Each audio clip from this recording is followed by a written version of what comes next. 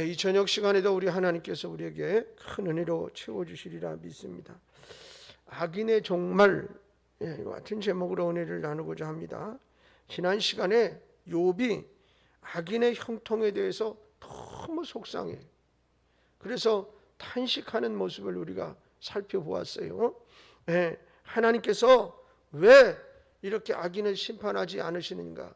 그러면서 악인이 심판되지 않는 모습을 보면서 의인인 사람들이 더 이제 속상해요.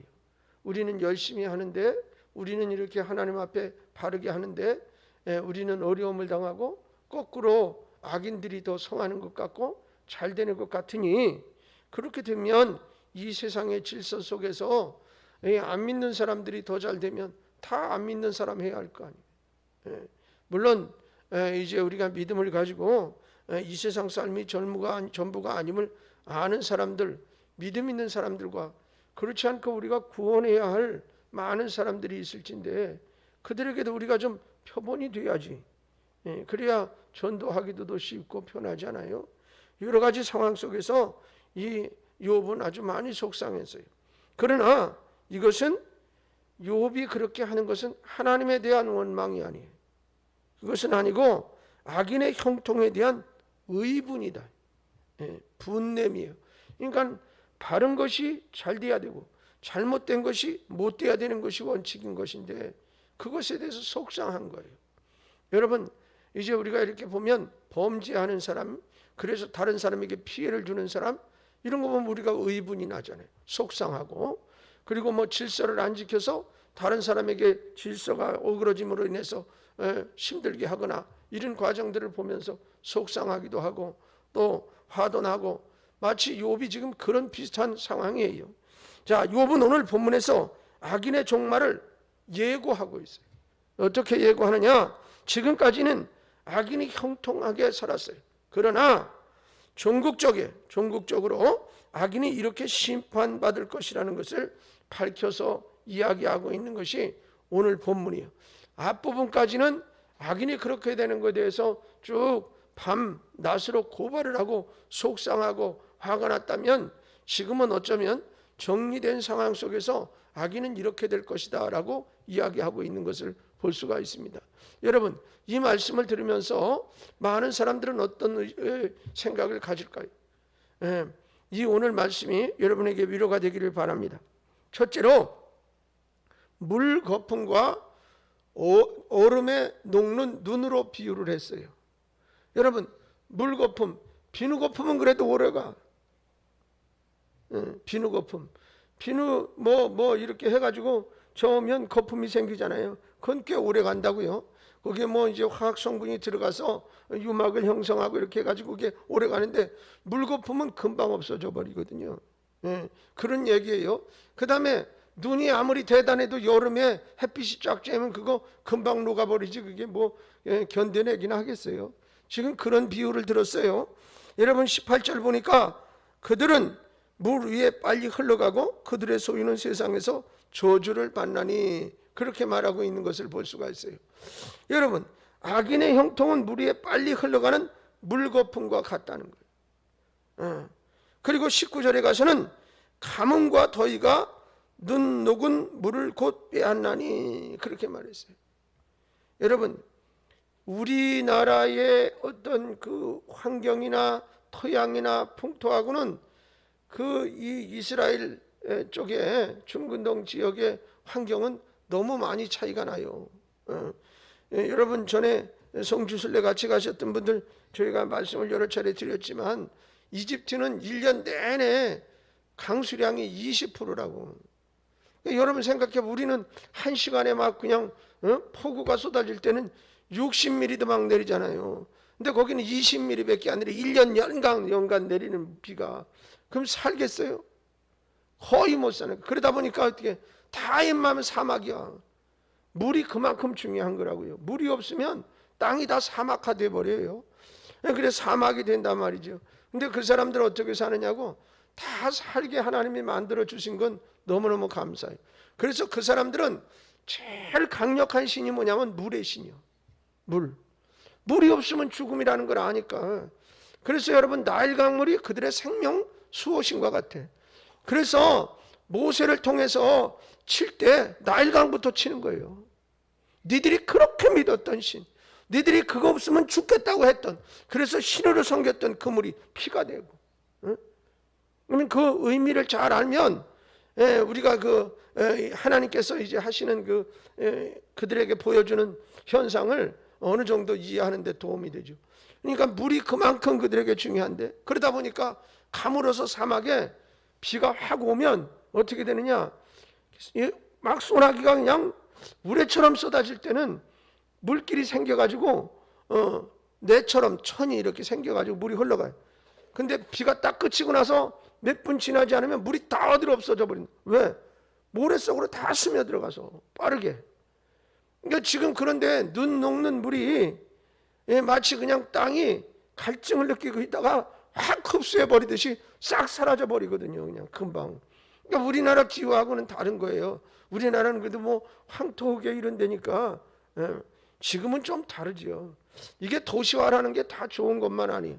하도 콘크리트, 하도 아스팔트로 덮어놓으니까 비가 떨어지면 땅속으로 골고루 스며 들어가야 되는데 못 들어가는 거잖아요. 그러니까는 어떻게 한 군데는 몰릴 수밖에 없지요.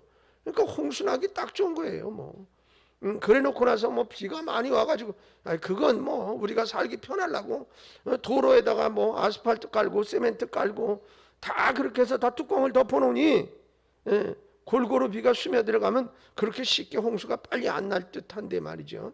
어찌됐든 이 악인의 형통한 한여름에 녹아내리는 눈과 같다. 그러니까 이건 얼마나 빨리 녹겠어요. 그런데 빨리 녹은 그물이 가뭄과 더위가 바싹 말라버리듯이 악인의 형통은 다 금방 무너져버리고 사라져버릴 것이다 라는 비유예요. 굉장히 시적이고요. 또 굉장히 어떻게 보면 이 백성들, 일반 사람들은 금방 알아들어요. 여러분 일제시대 때 우리가 비유로 많은 시도 쓰고 그래서 뭐 저항 시인이 있고 그랬잖아요. 그래서 뭐 울 밑에선 봉선화야 그러면 마치 울 밑에 핀 봉선화가 우리들의 모습, 대한민국의 모습 같다라는 비유를 그렇게 쓰면서 시를 짓고 그랬을 때 다른 사람들은 일본 사람들은 모르지만 우리끼리는 벌써 다 느끼고 알고 그런 거잖아요. 그래서 요한계시록에도 뭡니까? 이 로마 정부는 알아서는 안 되는 거야. 우리끼리 암호처럼 대화가 돼야 된다 말이죠. 그러다 보니까는 그 계시록의 묵시문학적인 그런 글들이 잔뜩 들었고 또 그것은 그 사람들 당사자들이 들었을 땐 다 알아요. 우리끼리만 암호와 사인처럼 다 통하니까. 그런 것처럼 지금 여기서 이 비유를 보면 그 시대를 살고 있던 사람들은 그 환경을 너무나 잘 알고 있기 때문에 이 말뜻을 금방 알아듣는 거지요. 여러분 말라버릴 것이다. 한마디로 악인의 형통은 오래 못 간다 그런 얘기예요. 반짝 피어나는 거예요. 비가 막 쏟아질 때는 스콜이 내리거든요. 그러니까는 우리가 상상하기 어려울 만큼 엄청난 비가 쏟아져요. 그래서 내천이 막 생겨요. 그래서 그걸 와디 켈트라 그러는데 물이 내려서 비가 쏟아질 때만 시내를 이루는 강이야. 계곡이 확 파여가지고 조금 얕은 데는 물이 그래도 조금 모이는 거예요. 그래서 물이 막 흘러가다가 비가 딱 그치면 언제 그랬냐는 듯이 그냥 싹 없어져. 그러니까 계곡은 생기고 그 다음에 또 비 올 때 조금씩 파내려가고 그래서 계곡이 깊어지기는 해요. 그러니까는 그쪽 지역에 가보면 그런 땅들이 잔뜩 있어요. 그런 것처럼 여름날에 아무리 강력하게 눈이 내린다 하더라도 금방 녹아서 물이 될 테서 없어져 버릴 테고 그 다음에 어떻게 비가 강력히 쏟아진다 하더라도 가뭄 속에 목말라 있는 돼지가 싹 빨아들이면 없어지는 것처럼 악인은 대단히 성한 것 같아. 여러분 비가 막 쏟아질 때 보면 엄청나잖아요. 그런데 금방 햇빛 반짝 나면 물은 어디로 갔는지 싹 없어지는 것처럼 악인의 성함은 순간적으로 사라지고 없어질 것이다 라는 것을 욥이 지금 예언하듯이 이야기하고 있는 것입니다. 두 번째, 악인을 어디다 비유했느냐? 나무에다 비유했어요. 나무. 여러분 나무란 숲을 이루어주고 그리고 맑은 공기를 제공해주고 또 뭐예요? 사람들에게 얼마나 유익을 주는지 몰라요. 여러분 집을 짓거나 뭘 하거나 그럴 때 나무 없이 못 사잖아요. 어디든 나무는 다 들어가 있어요. 그래서 우리하고 친하게 지낼 수밖에 없는 거죠. 그리고 사람에게 별 손해를 끼치지 않습니다. 네. 나무가 무슨 뭐 꽃이 필 때는 꽃을 보니 우리의 마음이 편안하고 아름답고, 일부러 벚꽃놀이 할 때는 뭐 벚꽃 날 때는 벚꽃 구경하러도 가는데, 그리고 어떻게 그 다음에 꽃이 지고 나면 열매를 내어줘서 우리를 편하게 해주고, 옛날에는요 그 나무를 가지고 땔감으로도 또 쓰고, 그 다음에 이파리 떨어지면 거름이 되고, 그 이파리 또 어떤 때는 귀할 때는 긁어모아다 떼어요. 이렇게 하니까 나무는 버릴 게 없어. 그래서 과거에 있는 것처럼 아낌없이 주는 나무 비유도 있는 것처럼 다 주는 거예요. 그리고 나중에 다 잘라냈더니 그 둔턱 위에 늙은이가 다리 아프니까 걸터 앉았어. 마지막 쉼터까지 제공해 주는 게 나무라 이리 비유하지 않았어요? 여름날에 그 밑에 있으면 서늘서늘하고 말이죠. 근데 이 나무는 이제 좋은 것을 우리에게 제공해 줘요. 그런데 욥의 비유는 나무는 어떻게? 부러지는 나무다 이렇게 비유했어요. 부러지는 나무. 자, 20절 보세요. 모태가 그를 잃어버리고 구더기가 그를 달게 먹을 것이라. 그는 다시 기억되지 않을 것이니 부리가 나무처럼 꺾이리라 이렇게 말했어요. 여러분, 맨 마지막에 보면 부리가 나무처럼 꺾이리라 그랬어요. 나무가 꺾이듯이 악인의 집에는 태의 열매도 꺾이고, 그래서 어떻게 되는 거예요? 자식을 보지 못할 것이고, 지금까지 누렸던 모든 형통도 꺾일 것이고, 여러분 웃음도 기쁨도 다 꺾일 것이다, 사라질 것이다 이렇게. 여러분 가지가 챙챙하게 잘 뻗어 있는 나무가 태풍이 오고 바람이 불면 그게 그냥 뚝 부러져 가지고 그렇게 되는 경우도 있어요. 여러분 정이품 소나무도 부러져 가지고 옆에 거기서 떨어진 씨로 난 나무를 또 옆에다 심었고, 뭐 이렇게. 그럼 뭐 재간이 있습니까? 세월이 지나면 그것도 그렇게 되지만, 여기 말하는 것은 어떻게, 나무 종류들이 여러 가지가 있지만 유독 나무 심이 약해 가지고 잘 부러지는 나무가 있어요. 우리나라에서 자생하는 나무 중에서는 감나무 종류가 제일 그렇습니다. 감나무 두껍다고 함부로 올라갔다 떨어져서 낙상하기 십상입니다. 왜 그러냐면 팔뚝만한 나무라도 그 나무의 질이 견고하지 않아요. 그래서 거기 잘못 올라갔다가는 웬만해서 거기서 이제 감 딴다고 올라가서 발이라도 쾅쾅 굴렀다 그러면, 저처럼 70kg 넘는 사람이 가서 밟으면 아마 그냥 부러질지 몰라. 그러니까 시골 사는 사람들은 그 가지가 굵어도 약하다는 걸 아니까 함부로 잘 안 올라가고, 올라가도 어떻게 굵은 가지 있는데 정도까지만 올라가거나 아니면 사다리 놓고 따다가 못 따면 그냥 놔두는 거예요. 그건 까치밥이라고 주지요. 여러분 그런 것처럼 이 나무가 어떻게 부러지면 그냥 쓸모없어지는 거예요. 그 하루아침에 뚝 부러지는 거예요. 굵은 거라 할지라도. 여러분 그런 것처럼 지금 악인을 부러지는 나무에 대해서 비유해서 설명하고 있는 것을 봐요. 그리고 21절에 뭐라고까지 설명하느냐면 가정불화가 생길 것이라 이렇게 말했어요. 가정불화. 여러분 우리가 삶의 기본 단위가 어디냐면 가정이에요. 가정. 그러니까 하나님이 에덴 동산을 만드시고 제일 먼저 하신 일이 가정 만들어 주신 거예요. 아담이 혼자서 독초하는 것이 좋아 보이지 않으셨어. 그가 말이죠. 여러분 에덴 동산 우리가 그리워하는 것 아니요? 파라다이스 말이요. 얼마나 좋은 것이요. 거기를 상상하고 거기를 그리워하고 그것보다 아름다운 곳이 없다라고 그렇게 놀이하기도 하는데, 그런 곳에 혼자 있으니까 재미없어요. 처음에는 너무 좋아서 정신없다 보니까 혼자 외롭고 쓸쓸해. 왜? 보니까 동물들도 다 짝이 있고 그런데 자기 혼자만 있으니까. 그래서 하나님께서 아담을 잠재우시고 그의 갈비뼈를 취하여 하와를 만들어서 그에게 데려다 주니까 그때 좋아가지고 해벌쭉해지는 거 아니에요. 네? 여러분 그런 것처럼 이 가정은 참으로 중요한, 우리가 살아가는 데 있어서 기본 단위와도 같아요. 그런데 그 가정이 뭐예요? 불화가 일어난다는 거예요. 여러분 보세요.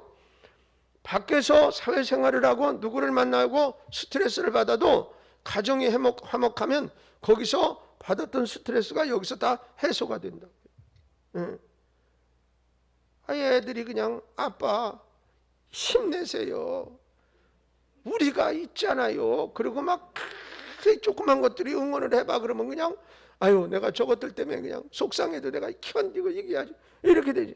그리고 또 부인이 여보 그 사람 원래 그런 사람인 거 잘 알면서 당신 잘 참았어. 오늘도 하루 고생했어요. 아이 그러면 그냥 또 기분이, 남자는 또 되게 단순해가지고 그냥 또 그러면 그냥 또 어디서 나오는지 모르게 힘이 나고 거기서 다시 어떻게 치료돼서 나가는 거예요. 치료돼서 가정이. 근데 가정이 불화가 일어나면 밖에서 받은 스트레스나 뭐가 치료가 안 돼. 치료가 안 된다고. 그럼 어떻게 자꾸 쌓이잖아요. 그럼 언젠가는 뭐 무너지는 거죠. 이런 것처럼 가정이라는 건 굉장히 중요한 거라. 그런데 그 가정에 뭐가 일어나? 불화가 일어난다. 그러면서 뭐라 그러냐? 그는 임신하지 못하여 여자를 박대하며 과부를 선대하지 아니하는도다. 21절에 말씀에. 여러분, 부부가 다투고 싸우며 불행하게 살아갈 것이라는 것을 암시하고 있는 거예요. 여러분, 그러잖아요. 가난해도 부부가 사랑하면 칼날을 위해서도 잠을 잘 수 있다고 탈무드는 말이에요. 그런데 부부가 다투면 대골이라도 불편하다는 거예요. 그러니까 가정이 그만큼 중요한 것이라. 그런데 거기가 불화가 일어났으니 여러분 이제 끝난 거예요. 어떻게 보면 끝난 거예요. 그 사람의 생애는 명예가 높다 한들 돈이 많다 한들 진정한 행복이 없어요. 아기는 그렇게 되겠다. 그렇게 되겠다. 그 다음에 마지막으로 결론으로 악인의 형통은 잠시다. 눈 깜빡할 사이라. 24절 보면 여기 욥이 이렇게 말합니다. 그들은 잠깐 동안 높아졌다가 천대를 받을 것이며 또 어떻게 잘려 모아진 곡식 이삭처럼 되리라. 잠깐 동안이라는 말이 나오는데 성경에서 인생은 안개와 같다라고 표현했어요. 여러분, 안개가 아주 짙을 때는 정말 앞이 하나도 안 보일 만큼 짙을 때가 있어요. 주로 이제 우리가 도로를 달리다 보면 저 서해안 고속도로 쪽이 그렇거든요. 거기 이제 왜 그러냐면 바닷가가 가까우니까 습도가 높을 수밖에 없어요. 강변이 많은 길을 가다 보면, 그런데 이제 기압이 떨어지고 이랬을 때는 거기서 습기가 올라오고 그러다 보면 아주 안개가 더 많이 낀단 말이죠. 그래서 그냥 거의 앞이 안 보이고, 한 겨울에 눈도 내리는데 야 안개까지 끼면 이건 뭐 어떻게 차를 움직여야 되는지 말아야 되는지 그럴 정도로 아주 위험스럽고 앞이 안 보여. 그런데 아무리 안개가 짙어도 아침에 해가 딱 솟아오르면 언제 있었느냐 하는 듯이 싹 없어지는 게 안개라. 그런 것처럼 여기 지금 인생을 성경은 안개와 같다라고 비유하기도 했거든요. 또 그것은 뭐예요? 금방 시들어버리는 꽃에 대해서도 비유했어요. 꽃이 아무리 화려해도요, 참 꽃이 폈을 때는 향기도 좋고 화려하고. 여러분, 우리 교회 들어오다 보면 그 천사의 나발이 그 밤의 제왕이에요. 그건 낮에는 꽃이 활짝 펴 있질 않아요. 딱 이 꽃이 이렇게 오므리고 있어. 향기도 잘 안 나. 해가 딱 떨어졌다 그러면 얘가 쫙 펴지면서 향기가 말도 못하게. 꽃 두 송이만 펴도 요 근처에 오면 향기가 확 나거든. 집안에다가 베란다에다 그런 나무 하나만 놓으면은요, 그냥 집에 들어오면 온통 집안이 저녁에 향기가 꽉 차고 그래요. 그런 것처럼, 그런데 어떻게 그것도 때가 돼가지고 시들어가지고서는 픽 해가지고 매달려 있는 거 보면 지저분하게 이럴 데가 없어. 여러분, 마치 우리가 자녀들을 화초에 비유하기도 하잖아요. 그래서 여러분 그냥 확 피웠을 때는 뭐 얼마나 이쁘고 늙어갖고 쭈그렁방통돼 있어봐.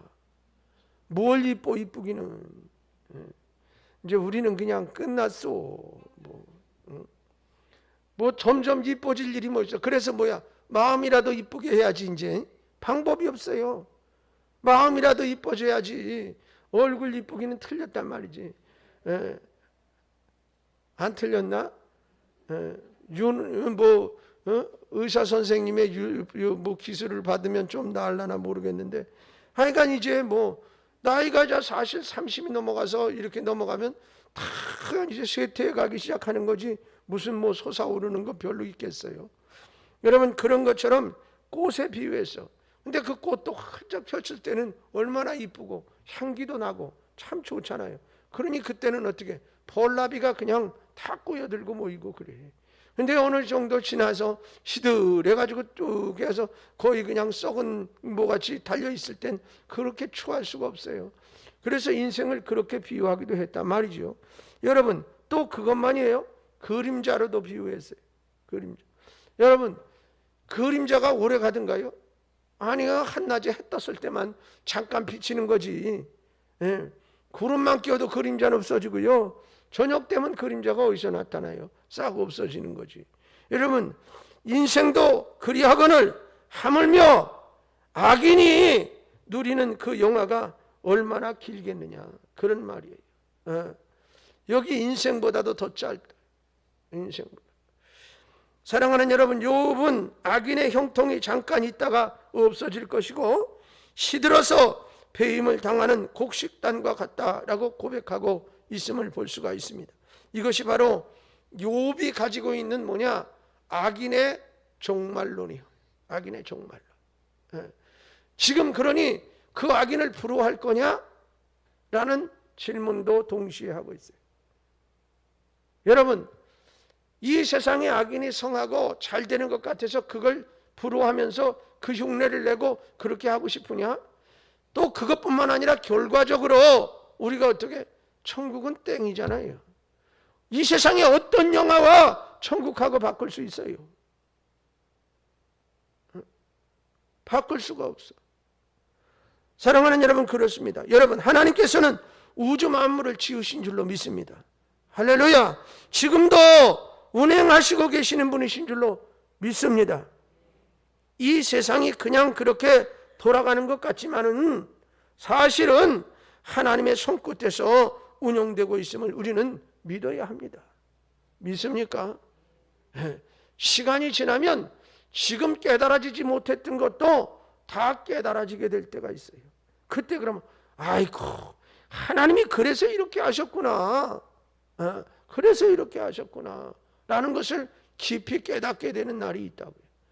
여러분, 세상에 여러 가지로 지금 어떻게 보면 지난번에 무슨 어느 103살 먹은 할머니 권사님이신지 나오셔서 유튜브에서 간증하는 걸 저희 집사람이 틀어줘서 잠깐 봤는데, 야, 103살인데도 성경 기절을 막 외우시는 거예요.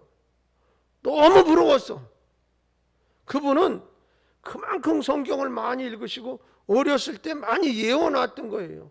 어렸을 때 예우는 건 잘 안 잊어버려져요. 나이 먹어서 예우면 잃어버려. 그래서 어렸을 때 어린 아이들을 가르칠 때 성결, 기절, 암송을 자꾸 시키려고 그러는 이유도 거기 있어요. 그래서 그런데 그분은 그냥 성경 기절도 몇 장 몇 절 뭐 그러면서 막 예우시고 그러면서 그러는데, 여러분 103살 잡수셨으니까 인생의 우여곡절을 다 겪은 거예요. 일제시대, 6.25 전쟁도 겪고. 야, 저는 제가 어느 날 그렇게 생각했어요. 야, 이게 베이비붐 세대에 태어나가지고, 제가 베이비붐 세대에 태어나서 경쟁력은 아주 그냥 대한민국에서 절정에 이르렀을 때, 저희들이 고등학교 들어갈 때, 여러분 고등학교 지금은 다 들어가잖아요. 뺑뺑이 돌려가지고 가든 뭐 어떻게든 가는데, 저희 때만 해도 그러지 않았어요. 공고 상고가 우선 먼저 뽑고, 거기서 떨어지면 뭐 물론 대학 갈 사람은 인문계로 아주 가지만 거기서 떨어진 애들이 또 인문계 나중에 또 가고 그랬죠. 그러니까는 이게 공업고등학교나, 왜 그때만 해도 막 산업붐이 막 불고 그러니까 그런 이 기술을 가진 사람들에게 혜택이 있고 먹고 사는데 지장 없다라는 생각이 있기 때문에 부모님들이 자꾸 그쪽으로 권유하고, 또 선생님들도 그렇게 얘기하고 국가에서 아주 그렇게 했어요.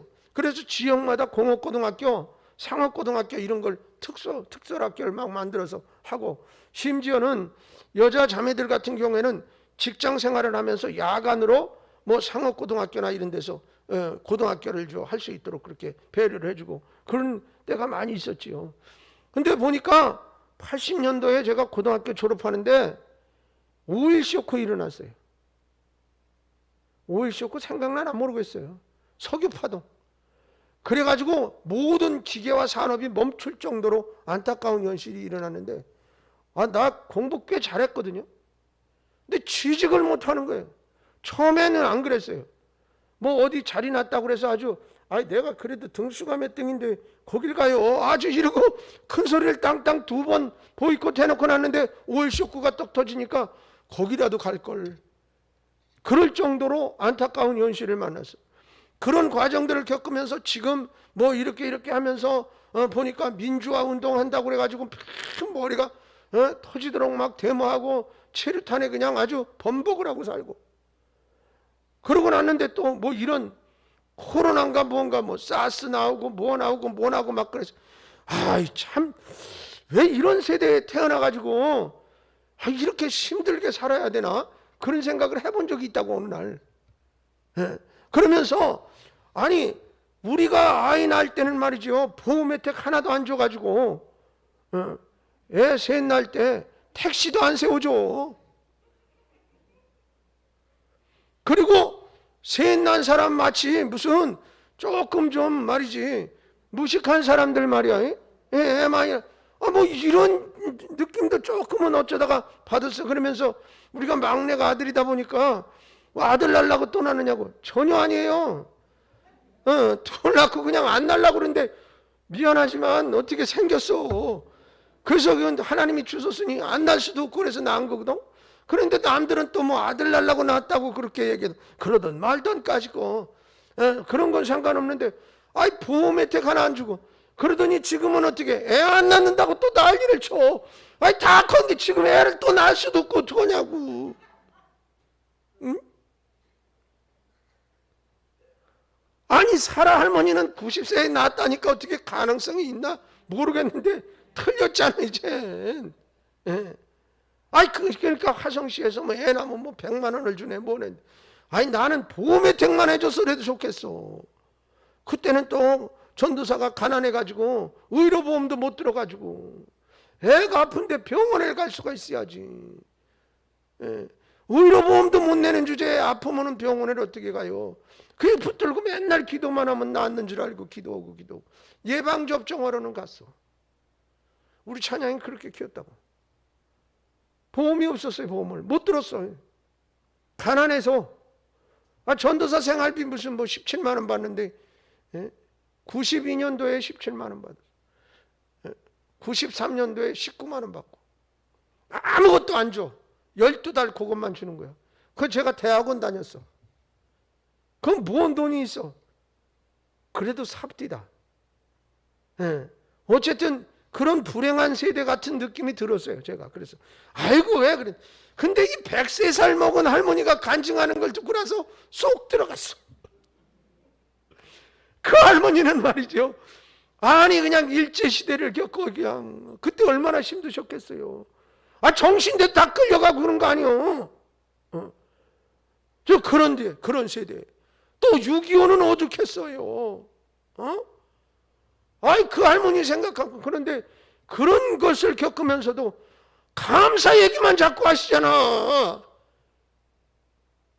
그리고 그냥 성경 구절 막 외우시면서 간증을 하시는데 그 주영은 씨가 하는 그 프로그램에 나와서 간증을 하더군요.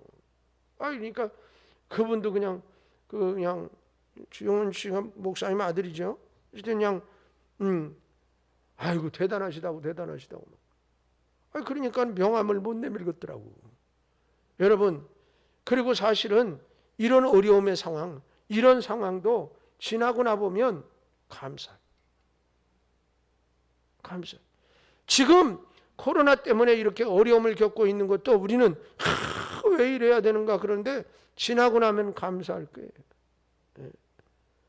여러분, 물론 코로나 때문에 이제 어려움을 겪고 있는 수많은 의료진들도 있고, 또 그것뿐만 아니라 이것 때문에 또 그 소천에서 돌아가신 분들도 계시고, 그런데 여러분, 거기까지니까 그런 거죠. 독감 때문에 죽는 사람도 많거든요. 근데 독감 때문에 죽은 사람은 별로 없어요. 그러니까 이 코로나 독감 걸려도 거의 코로나 수준이니까 지금 이거 감기 바이러스란 말이죠. 근데 이제 보세요. 우리가 이제 접종을 지금 시작을 해서 접종을 하는데, 이게 또 뭐 이스라엘이나 이런 데는 실내외 이제 마스크 다 전면 해제 벗는다 그래요. 곧. 근데 미국도 이번에 G7이나 아니면 이런 거 할 때 보니까 마스크 다 벗잖아요. 왜 벗습니까? 그만큼 자신감이 있는 거예요. 여러분, 처음에 대한민국은 K방역이 세계 1등이라고 그랬는데 지금 1등이냐고요. 그러니까 이건 다 지나가 봐야 알고 끝까지 가봐야 하는 거예요.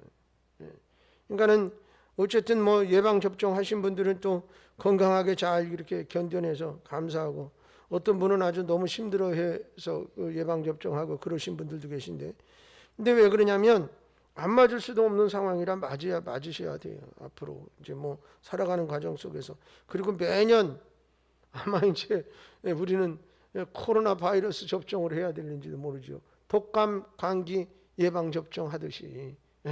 그건 이제 우리에게 그냥 있는 하나의 바이러스예요. 그게 없어지지를 않아요.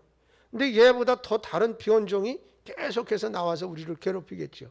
그럴 때는 기본적인 이 백신이 그걸 이제 극복할 수 있도록 또 자꾸 개발되면서 이런 그렇게 살아가는 거예요. 이게 어쩔 수 없어. 그러니 이 세상을 사는 동안엔 늘 완전하지 못해요. 우리의 삶이 완전하지 못하다고. 여러분, 이것을 보면서 하나님께서 지금 역사하시고 하나님께서 운행하시고 계시다는 사실을 깨달으면서 이곳에서도 하나님의 섭리와 뜻을 깨닫고 감사를 찾아내는 성도가 되어야 합니다. 할렐루야. 감사할 게 많지 않은가요? 어떤 사람은 코로나 걸려가지고 어려웠다는데, 우리 교인들 중에서 뭐 그렇게 코로나 걸려가지고 뭐 어려움 겪은 사람은 없으니 감사하지요. 감사해요. 그리고 또 뭐 죄송하지만 우리 교회는 한 번도 예배를 쉬어본 적이 없어요. 적은 인원이 모였던 큰 인원이 모였던. 그리고 이 코로나 시대에 금요 처리한다 그러면 다 저보고 미쳤다고 그래. 미치긴 누가 미친 거예요 그게? 예배 드리는 게 목사가 왜 미친 거예요 그게? 근데 그 얘기하는 사람이 또 목사님이셔요. 저보고 미쳤다고. 그리고 또 어떤 사람 그래 전도한다고 그랬더니 교회가 그래서 욕먹는 거라는 거예요. 이 코로나 시대에 왜 돌아다니면서 사람 자꾸 만나느냐고. 나 참나. 이상한 나라에서 온 사람들 같은 사람들이 여럿 있어요. 근데 여러분 그런 말에 전혀 흔들리지 마세요. 여러분 누가 그러잖아요. 6.25 때도 예배를 쉬지 않았어. 천막 치고 예배 드리고, 일제시대 때도 어떻게 해서라도 예배 드리려고 생명 걸고 싸워가면서도 예배 드렸는데, 그랬더니 어떤 목사님이 그렇게 간증하시대요. 지금이 6.25만큼 힘드냐고, 지금이 일제시대만큼 힘드냐고. 중요한 건 뭐예요? 우리가 야성을 잃어버렸다고, 우리의 믿음이 그만큼 약해졌다고. 그건 얘기 안 하고 왜 핑계 잡고 되느냐고. 그러면서 천국 가가지고도, 아니 주님 앞에 가가지고도 그런 핑계 댈 수 있을 사람이 있느냐고. 속상하다고 말이에요. 근데 왜 성도들이 어쩌다 믿음 없는 사람이 그렇게 말하는 건 이해가 될지 몰라요. 근데 목사가 돼가지고 어떻게 그렇게 말하느냐고. 나이 좀 많이 잡수셨어요. 막 그리 얘기하시면서. 목사가 어떻게 하느냐에 따라서 성도들도 같이 따르는 것인데, 지휘를 어떻게 하느냐에 따라서 이기고 질 수 있는 것인데, 여러분 지금 이 질서 속에 하나님이 역사하고 계심을 믿어야 합니다. 할렐루야. 의인의 삶을 하나님이 반드시 기억하시고 갚으실 것이고, 아울러 악인의 삶도 낱낱이 기억하시고 심판의 날에 모두 갚으실 줄로 믿습니다. 다만 의인은 오늘도 믿음으로 말미암아 살따릅니다. 우리는 욥에게서 놀라운 것을 하나 배웁니다. 무엇이요? 욥은 고통 가운데서 다른 사람의 고통을 보았어요. 이게 가능해요? 내가 너무 아프면 남을 돌아다볼 겨를이 없는 거예요. 그렇지 않겠어요? 여러분, 이쪽에 조그만 가시가 하나 박혀서 따끔따끔거려. 근데 이쪽 팔이 잘라지면 이 가시는 보이지도 않고 아픔도 없어. 이게 더 아파서. 그런 것처럼 욥이 더 큰 아픔을 가지고 있어요. 그러니 남의 작은 아픔이 보이느냐 이 말이에요. 그런데 욥은 그걸 봐요. 지금 욥은 지금 죽는 것이 나을 정도로 고통을 받고 있었습니다. 그러나 이 대화에서 욥은 시골에서 고난을 겪는 사람과 그리고 지난 시간에 들은 것처럼 도시 속에서 고달픔을 겪는 사람들을 결코 잊지 않았어요. 그들의 눈물 어린 삶을 낱낱이 주시하고 그것을 얘기하고 있는 것을 볼 수 있어요. 욥이 얼마나 이웃에 관심을 쏟으며 얼마나 이웃을 사랑하고 살았는가를 알 수 있는 한 단면이라 할 수 있겠습니다.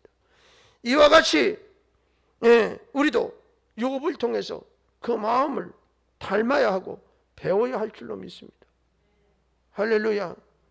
사랑하는 여러분, 자신의 고통 속에서도 고통당하는 이웃의 아픔을 결코 잊지 않았던 욥, 이 마음이 한국교회와 내 마음속에 충만해지기를 주님의 이름으로 축원합니다.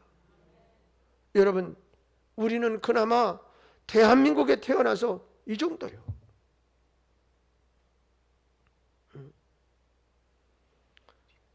선교지에서 들려오는 소식은 들으면 들을수록 눈물이 나서 견딜 수가 없어.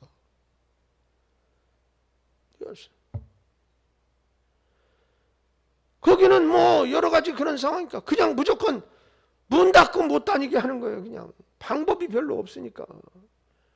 우리나라처럼 의료기술이 뭐 이렇게 발달했거나 또 어떤 물질적인 것이나 뭐 이런 것으로 이렇게 해주는 나라가 그렇게 많지 않아요. 그것도 감사하잖아요. 만약에 다른 나라에서 우리가 태어나서 있었다 그러면 죽었을 수도 있는 거지. 근데 대한민국에 살면서도 참 불평도 불만도 너무너무 많아. 여러분, 우리 이 정도 나이 먹고 기성세대는 그러면 안 돼. 왜 그러냐면 젊은 사람들은 과거의 대한민국을 경험하지 못했기 때문에 태어나서 보니까 우리 집에 자가용이 있고 태어나서 보니까 컴퓨터가 그냥 최신식으로 있고 그 다음에 누가 말하는 손전화가 다 들고 다니고 이런 시대에 태어났으니 과거를 모르잖아요. 추억에 뭐 이렇게 하다 보면 삐삐 생각납니까? 띵띵 울리면 그러면 전화기 있는 대로 달려가야 되지. 공중전화, 그렇죠? 그리고서는 뭐 전화 딱 찍어주고 또 빨리 그렇게 써. 빨리 연락하라는 거지. 그러면 또 뭐 달려가가지고서는 전화를 했어. 왜 전화했어? 왜 삐삐 쳤어? 그러면 야 뭐 어쩌고 저쩌고 그러면 공중전화에서 또 줄 서가지고 기다리면서 빨리 이번엔 전화하라는데 이러고. 우리 그랬던 시대에. 그리고 또 어떻게 해요? 전화 말이죠. 카드 전화기 나왔을 때 기분 괜찮았어요. 동전 들고 다니다 두 개 넣고 계속 전화하려면 딸그락 넣어야 되는데 카드 딱 꽂고 말이지. 이게 전화할 때. 그리고 난 다음에 어떻게 카폰 나와가지고 벽돌장 많은 거 하나 딱 들고 그것도 안테나 쫙 뽑아가지고 폼나게 말이 일부러 막 이렇게 하고 전화 받았어요. 생각납니까 그거? 벽돌장 많았잖아 진짜. 큰 거. 근데 그것도 안테나를 뽑아야 잘 돼. 쭉 뽑으면 안테나가 한 이만하죠. 그냥 뽑아가지고 그렇게 들고 다녀. 여러분, 그런 것을 경험했던 우리는 지금 이 시대를 살면서 얼마나 편안하고 감사합니까? 겨울에 개울가에서 여러분 얼음물 깨고 빨리 해봤어? 난 해봤어. 할머니 따라서 손 됐다 싫어. 나중에는 손이 마비가 돼가지고 감각이 별로 없어. 근데 어르신들은 내가 속으로 그랬어. 할머니는 손이 안 시려운가 보다. 나는 그냥 초싹거리면서 죽겠다 그러는데 이렇게 빨래를 그걸 다 뻘건데도 그냥 다 하시는 거 보고 어렸을 땐 그렇게 느꼈다고. 그냥 빨래방망 이러고 그냥 팍팍 두드려 패가지고 아마 스트레스 거기서 해소하시는지 그냥 그렇게 그런 거 우리가 경험하고 살았는데 여러분 지금은 뭐요? 잘해 너 알아서. 지가 다 해가지고 딜딜 돌려가지고 탁탁 털으면 어떻게 말려가지고 나오는 시대에 사는데 그러고도 죽겠대. 뭐가 그렇게 죽겠는지 모르겠어. 근데 죽으라고 그러면 안 죽어 또. 여러분 이런 얘기 자꾸 하면 뭐예요? 꼰대라는 거예요. 꼰대 맞아요. 어쩔 수 없어요. 그래도 커피는 아메리카노만 먹습니다. 라떼는 싫어합니다. 라떼를 먹어야 되는데 라떼는 별로 안 좋아하고 그래도 아메리카노만 먹어요. 가끔씩은 에스프레소도 먹습니다. 여러분, 그러니까 우리가 지금 현실을 감사하자는 얘기를 지금 하는 거예요. 제가 과거에 비하면 얼마나 좋은 삶의 세상에 살아요. 어떤 분이 그랬어요. 아유, 이렇게 좋은 세상, 빨리 시간이 왜 이렇게 가는 거야? 아이, 문아무개 대통령도 요새 시간이 너무 빨리 가서 걱정스러울 것 같아. 아, 이제 뭐 한 10개월 남았나? 그런데 뭐 그 정도밖에 안 남았는데 거기다가 또 어떻게 될 거예요?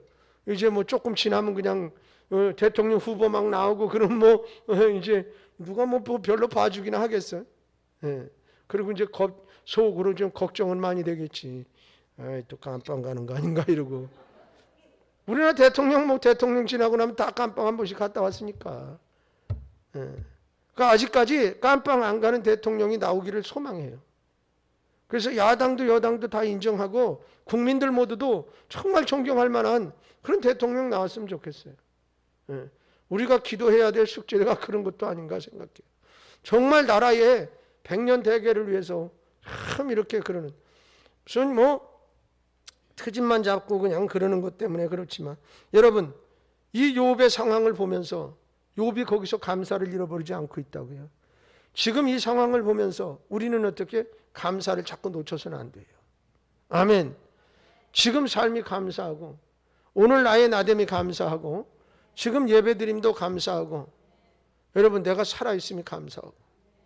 할렐루야.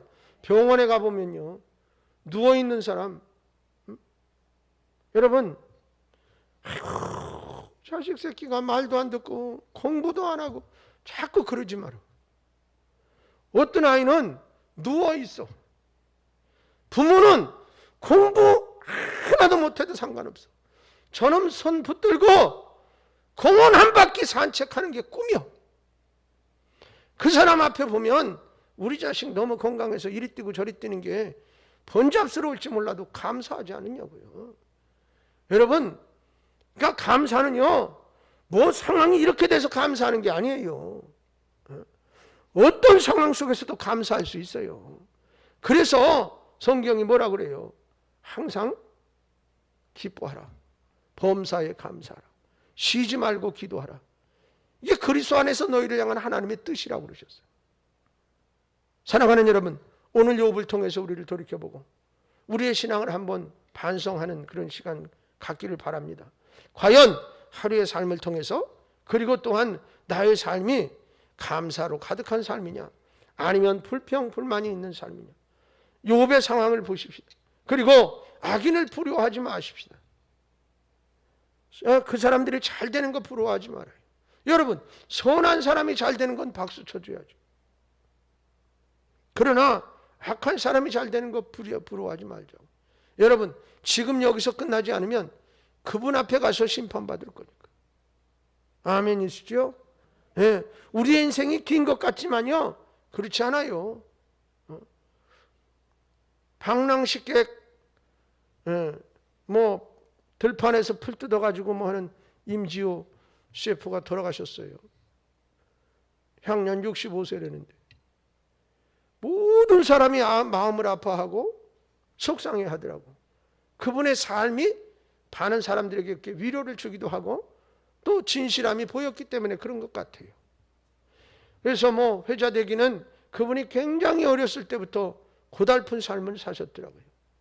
근데 그것을 다 이렇게 극복하고, 그리고 다른 사람들에게 희망을 주고, 외국에 어딜 가가지고 공원에서 가든 파티를 하는데 그 공원에 난 풀을 갖다가 요리를 했는데 외국의 그 아주 높은 사람이 그걸 먹고 뒤집어졌다는 거예요. 어떻게 그 공원에 가서 풀 뜯어다가 이런 요리를 만들어 갖고 왔냐고. 그러니까 그분은 아주 현장에서 나는 걸 가지고선 요리하기에 아주 유명하신 분 아닙니까? 그래서 그때부터 아주 유명해지기 시작을 해서 그분이 뭐 굉장히 유명한 잡지에 표지 모델을 했대요. 거기서 그 외국 정상들 뭐 이런 사람들 뭐 공원 같은 데서 무슨 파티를 하는데 거기서 요리를 해가지고 대접을 했는데 아무것도 없는 기본적인 재료만 가지고 거기 가서 막 풀 뜯고 막 이렇게 해가지고 갔다가 요리를 해가지고.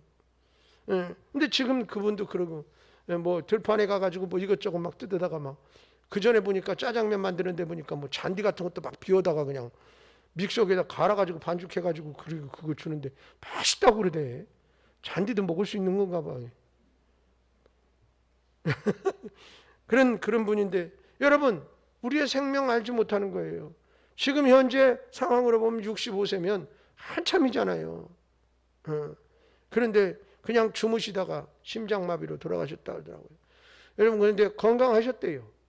뭐 지병이 있거나 그러지 않으셨다는데 어찌됐든 하나님이 하는 거죠. 그러니까 우리가 생명이 길다 자랑할 것도 없고 그러니 악인이 길어봤자 얼마나 길 것이며 여러분 그런데 중요한 것은 마지막 때 주님을 다 만나야 한다는 사실을 우리는 분명히 알아야 합니다.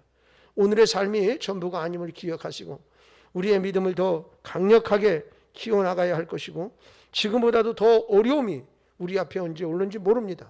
그래서 예배를 드리지 못하게 하는 그런 안타까운 현실들이 우리를 계속 괴롭힐지도 모릅니다.